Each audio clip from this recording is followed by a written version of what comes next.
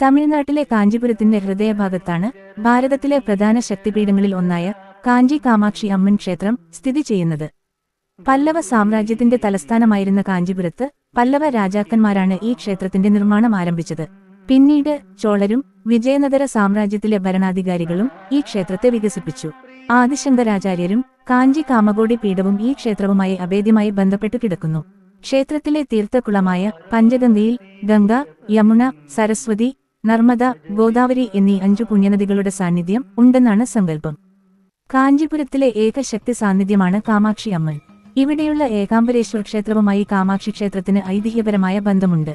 പഞ്ചഭൂതലിംഗങ്ങളിൽ പൃഥ്വിലിംഗമായി ആരാധിക്കപ്പെടുന്ന ഏകാംബരേശ്വരരെ പ്രീതിപ്പെടുത്താൻ കാമാക്ഷി ദേവി തപസ് ചെയ്ത സ്ഥലമാണ് കാഞ്ചീപുരം എന്നാണ് ഐതിഹ്യം. ഏകാംബരേശ്വരരും കാഞ്ചി കാമാക്ഷിയും ദിവ്യ ദമ്പതികളായി ഇവിടെ ആരാധിക്കപ്പെടുന്നു.